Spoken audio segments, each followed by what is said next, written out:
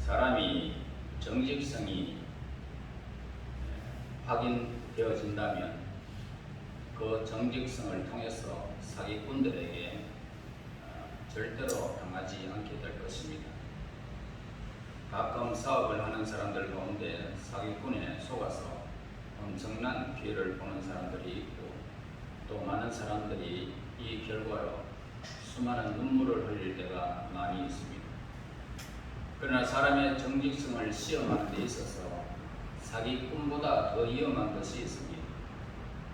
이 두 가지인데요. 하나는 악한 통치자 밑에 있는 사람, 굉장히 참 위험한 상황에 있습니다.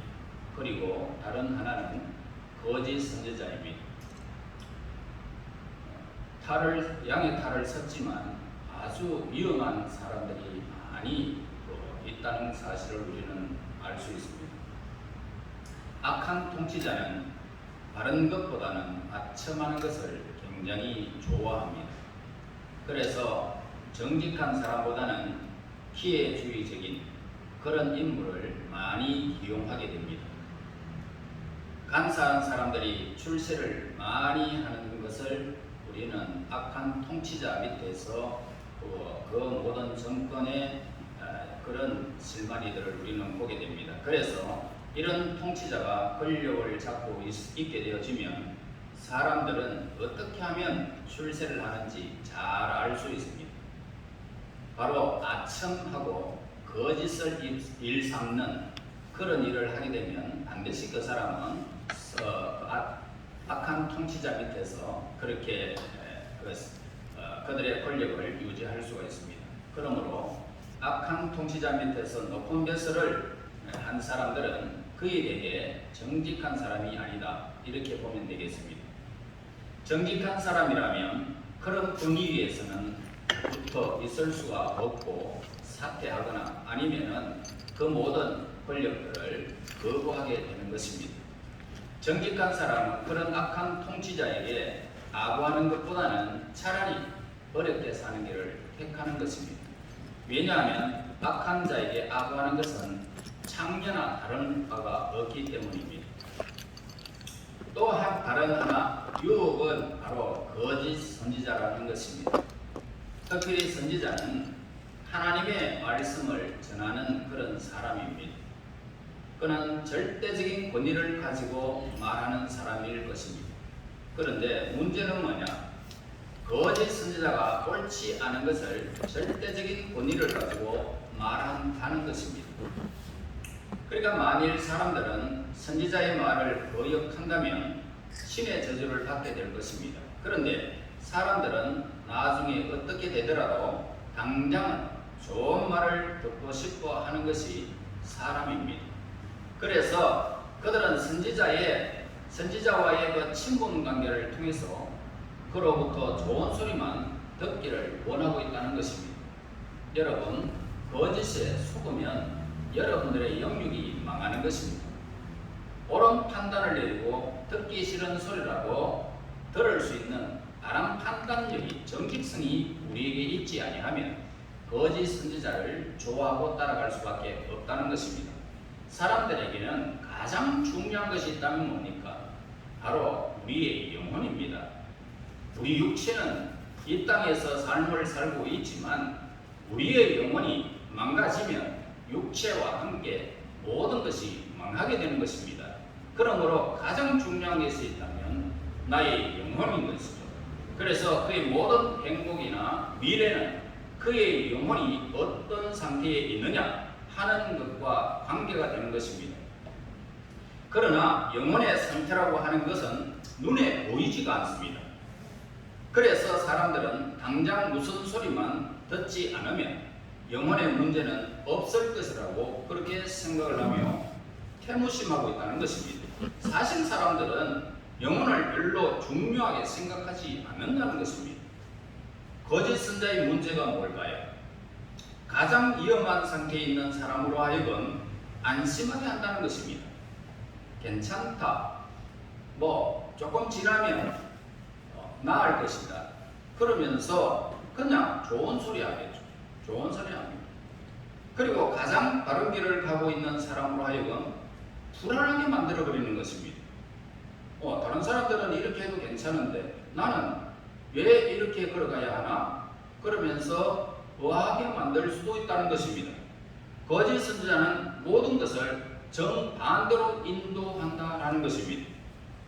예를 들어서 길이 산사태가 나서 갈 수가 없이 끊겨버렸는데도 불구하고 좋은 표시, 가기 좋은 길 그러면서 표시를 해놓는 것입니다. 그 길로 가다가는 엄청난 사고가 발생할 것인데도 불구하고 그 길은 좋은 길이라고 그렇게 폐말을 두게 된다는 것입니다. 그 대신 좋은 길인데도 사고가 난 길로 표시해 놓으면 그 길로 가지 않는다는 거죠. 그래서 모든 사람들은 정반대로 되는 길로 인도하는 것이 거짓 선지자라는 것을 우리는 알아야 하는 것입니다. 모든 사람들에게는 거짓 선지자를 스스로 구별할 책임이 있다는 사실을 여러분 기억해야 됩니다. 스스로가 이 사람은 이 목사는 이런 선지자는 거짓이다 이걸 판단할 수 있는 판단할 수 있는 책임은 스스로 져야 되는 것입니다. 사람들의 마음속 깊은 곳에는 뭡니까? 약간의 주의를 기울이게 되어진다면 참 선지자와 거짓 선지자를 구별할 수 있다는 것입니다. 분명히 의심할 부분이 나타나게 된다 이 말입니다. 그래서 사람들은 그것을 확인하지 못하는 것은 무엇 때문에 거짓 선지자와 참 선지자를 구분하지 못할까? 그것은 바로 자기의 욕심 때문에 그렇다는 것입니다. 욕심이 있으면 어떨까요? 어떤 사람이 돈을 빌려달라고 하면 그냥 한 달만 좀 쓰자. 내가 그 대신 내가 10% 줄게, 20% 줄게. 자, 성금을 먼저 띄고 이 돈 좀 빌려달라. 얼마나 달콤합니까? 한 달만 더 쓰자, 두 달만 더 쓰자. 그러다가 돈이 왕창 끼는 거죠. 처음에는 좋습니다. 듣기가 얼마나 좋습니까? 욕심이 생기죠. 그러니까 엄청난 이자를 준다는데 그거 마다할 사람 누가 있겠습니까? 그러니까 이 사람들은 그걸 확인하지 못한 채 욕심이 눈이 가리게지면 내가 속아마는 거예요.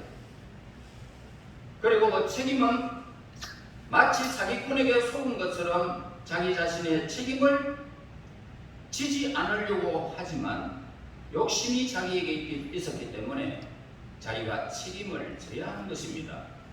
누구도 눈물을 흘리지 않지만 속은 자신이 눈물을 흘려야 된다는 것입니다. 자, 선지자는 과연 어떤 사람일까? 우선 선지자는 오직 하나님의 백성들에게만 있는 사람입니다.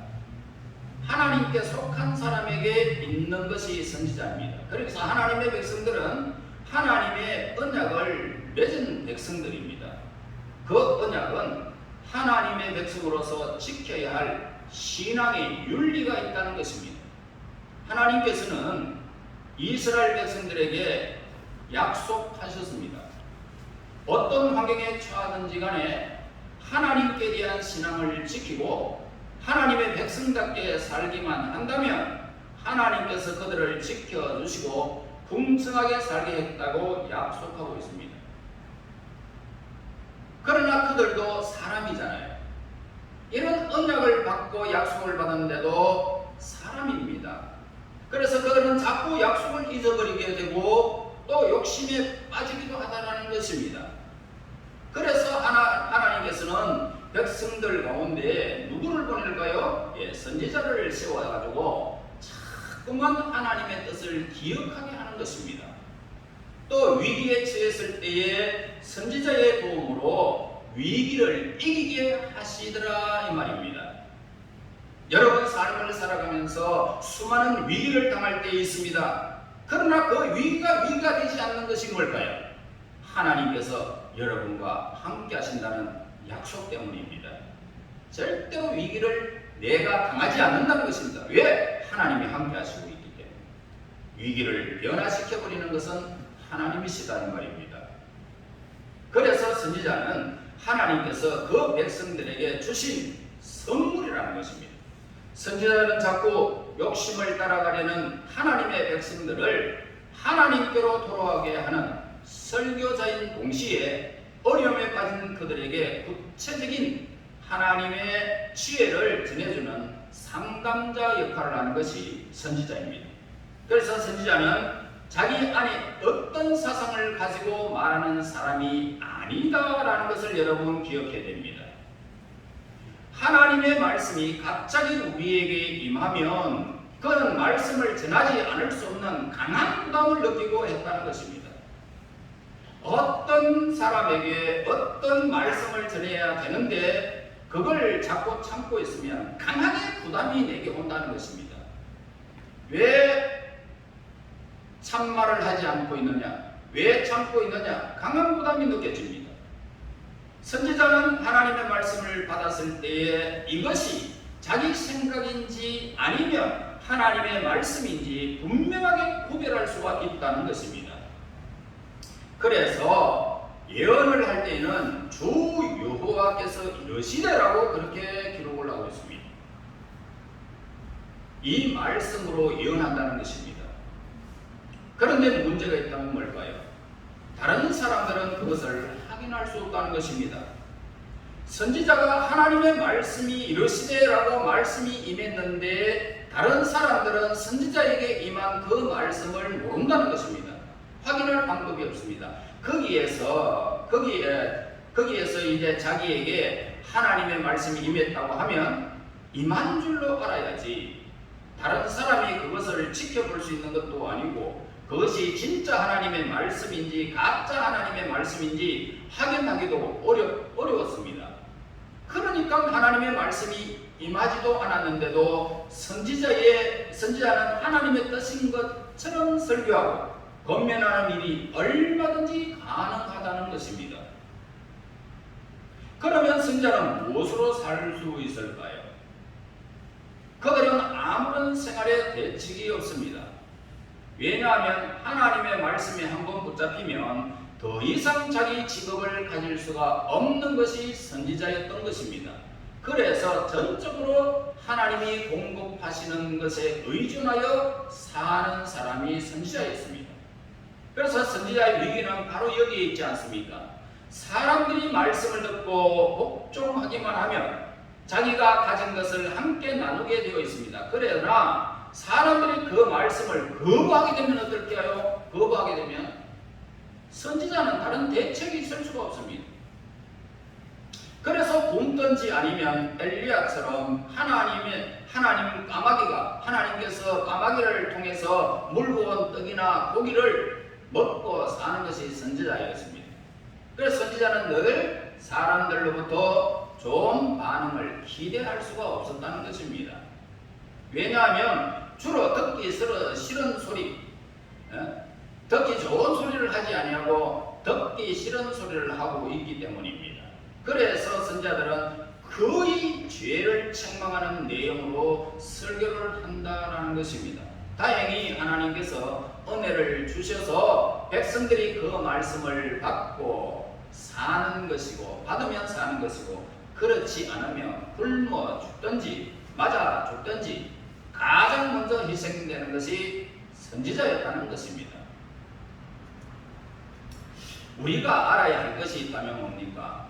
유다에 오늘 기록한 것을 보면은 유다에는 거짓 선지자라고 하는 것이 없었다는 것입니다.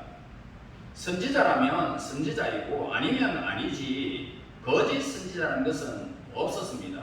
그들은 모두 정식 선지자들이었기 때문이었습니다. 선지자 학교를 나왔거나 아니면 어떤 때에는 하나님의 말씀이 그들에게 임한 적이 있는 사람들이었습니다. 그런데 아무리 자기가 선지자였다라고 하더라도 지금 하나님의 말씀이 그에게 임하지 않으면 그는 예언을 해서는 안 되는 것입니다. 그러나 그들에게 하나님의 말씀을 임했는지 임하지 않았는지 아무도 모른다는 데 있다는 것입니다. 그래서 하나님의 말씀이 임하지 않았는데도 마치 하나님의 말씀이 임한 것처럼 하나님의 이름으로 예언을 하면은 그는 거짓 선지자라는 것입니다. 그래서 5절 말씀으로서 내 백성을 유혹하는 선자들은 이에 물 것이 있으면 평강을 외치나 그 입에 무엇을 채워주지 아니하는 자에게는 전쟁을 준비하는도다. 자, 여기서 보면 이에 물 것이 있으면 그럼 문다는 것이 뭘까요? 미가는 이들을 개로 생각하고 있다는 것입니다. 문다는 것은 개들이 묻지 사람이 안 묻니다. 그래서 거짓 선지자를 보고 개들이라고 그렇게 말하죠. 그래서 개는 고기 같은 것을 던져주기만 하면 아주 기분이 좋아서 꼬리를 살랑살랑 흔들며 그 고기를 덥석하다 물죠. 그러나 먹을 것을 주지 않고 배가 고프면 아주 개들은 시끄럽습니다. 왕왕왕왕 난리가 납니다. 그래서 이 선지자들은 무엇인가 주면 사람들에게 평강 그러면서 예언을 한다는 것입니다. 그러나 필요한 것을 주지 아니하면 전쟁을 준비한다는 것입니다. 전쟁을 준비한다. 그래서 이 선지자들이 예언하는 목적은 뭘까? 바로 백성들에게 하나님의 뜻이 어디에 있는지 알려주기 위해서가 아니고 자기의 필요를 채우기 위해서 자기가 먹고 살 길을 위해서 예언을 했다는 것입니다. 그들은 점쟁이의 복체나 다를 바가 없는 거짓 선지자들이었다는 것을 우리에게 밝혀주고 있습니다. 가장 위험한 것은 거짓 선지자입니다. 그의 예언은 매우 대우에 따라 가지고 메시지가 달라지기 때문에 정직한 하나님의 말씀이 결코 아니라는 것입니다. 하나님의 말씀은 대접이나 듣는 사람에 따라서 달라질 수가 없다는 것입니다. 그래서 어떤 사람이 선지자가 되어야 합니까? 라고 했을 때에 먹고 사는 문제는 완전히 초월한 사람이 되어야 진짜 선지자가 될 수가 있다는 것입니다. 그래서 하나님과 그 백성을 너무나도 사랑하기 때문에 오직 그들이 하나님의 말씀으로 돌아오는 것을 위해서 모든 것을 버릴 수 있는 사람이 선지자가 되어야 된다 이 말입니다. 그러므로 선지자는 정직해야 된다는 겁니다. 정직해라. 이런 경우에는 이런 식으로 말하고 저런 경우에는 저런 식으로 말한다면 그의 메시지는 의심할 수밖에 없다는 것입니다. 또한 설교하는 의도가 분명해야 됨을 우리에게 가르쳐주고 있습니다.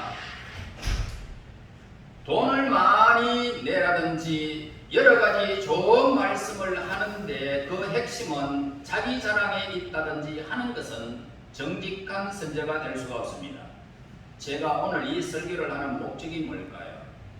그것을 유혹 가운데 가장 큰 유혹은 거짓 선지자의 유혹이며 사람들이 참으로 정직하면 거짓 선지자를 구별할 수 있다라는 것입니다. 그럼에도 거짓 선지자를 따라가는 것은 자기 안에 무엇이 있기 때문에? 욕심 때문에.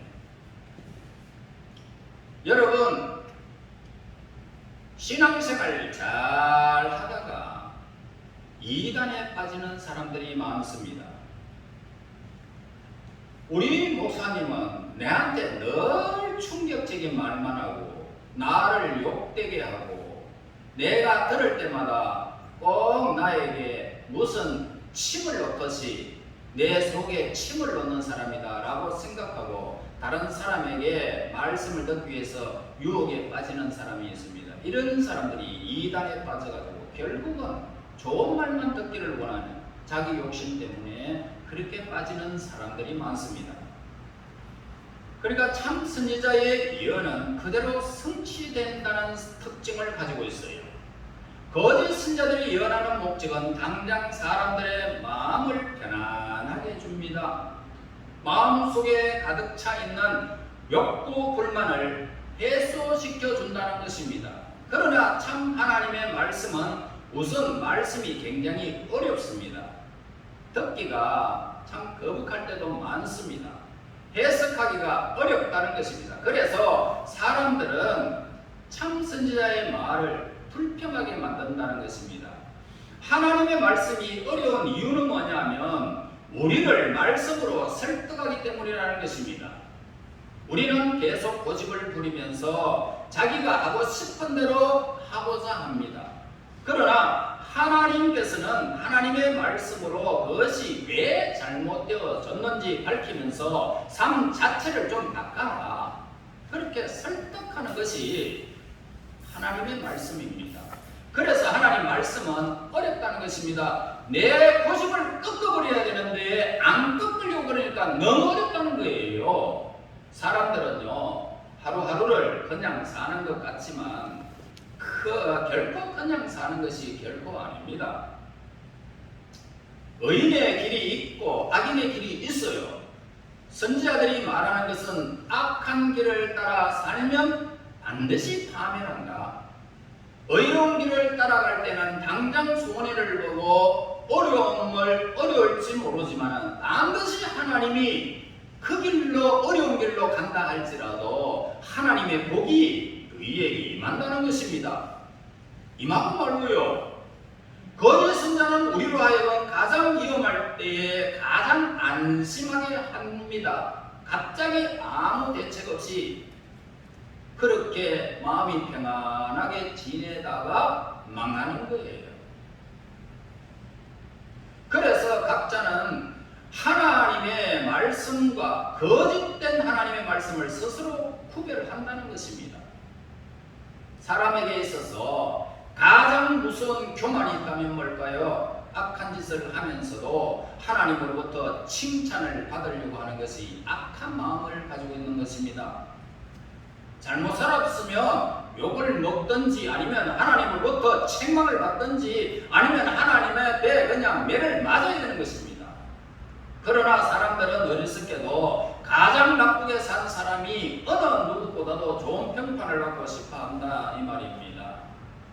그러니까 결국 거짓 선자의 말을 좋아하고 따라가게 되다가 망하는 거예요. 6절에서 7절 보겠습니다.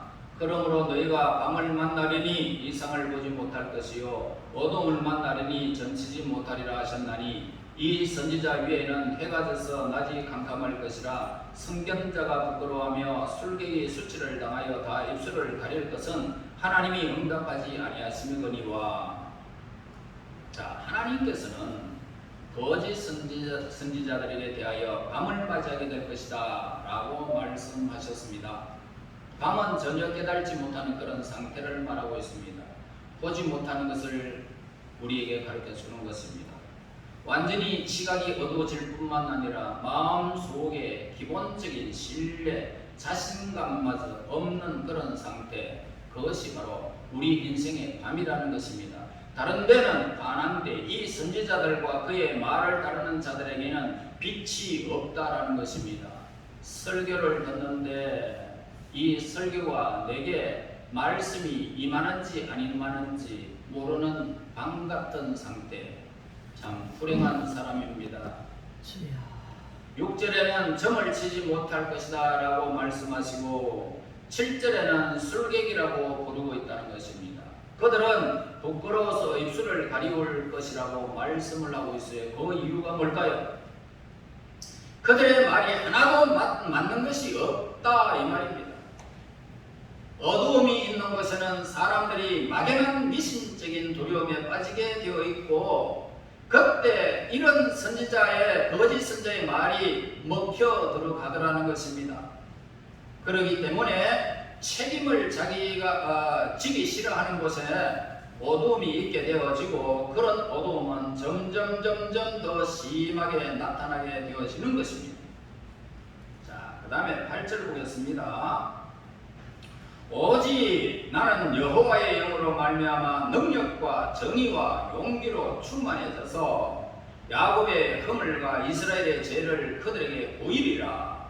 자, 그 당시 많은 선자들은 자기 마음대로 예언을 한 사람들입니다. 그 예언들은 모두 다 사람들이 다 좋으라고 하는 그런 소리였다는 것입니다.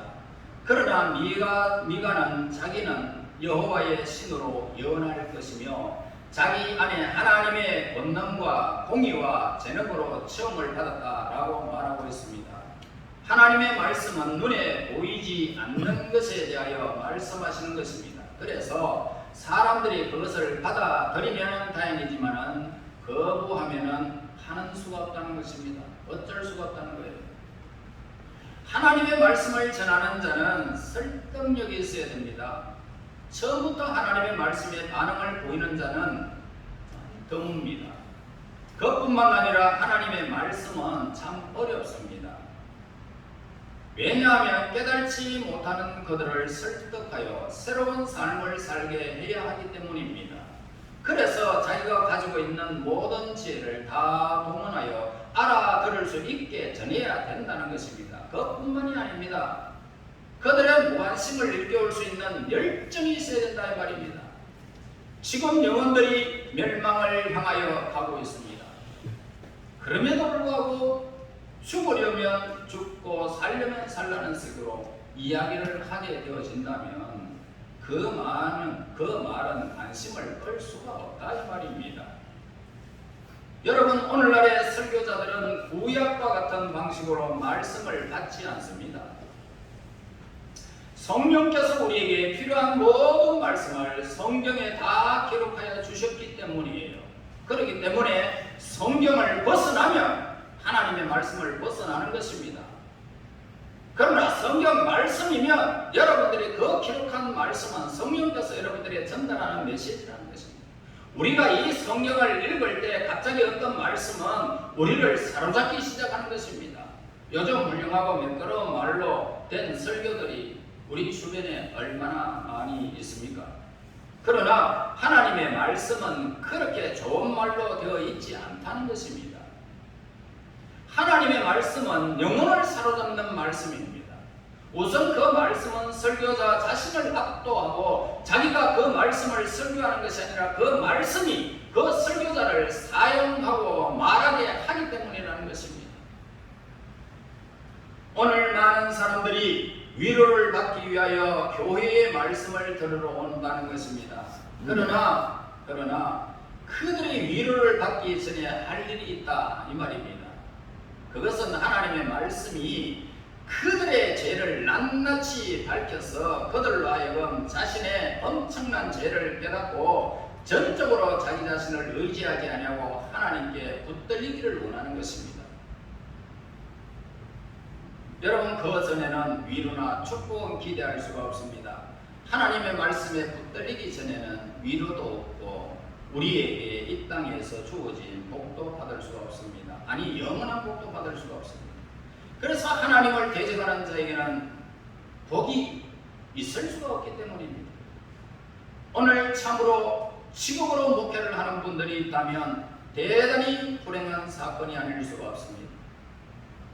장수가 좋아가지고 크게 부흥하는 교회에 메시지가 없는 것에 불행한 사건이 아닐 수가 없습니다.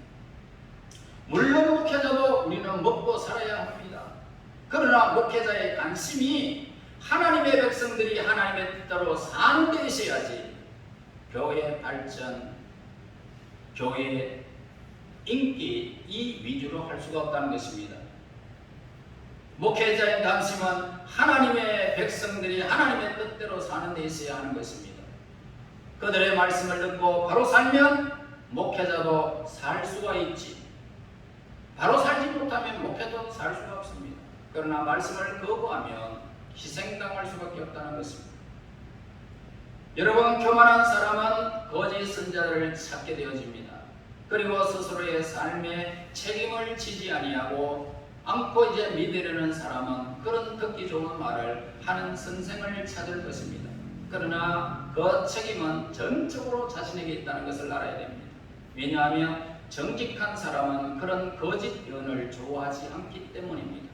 좀 듣기 괴로워도 바른 말씀을 원하기 때문이죠. 오늘 우리 사회에는 이중으로 분리되고 있는 것 같습니다.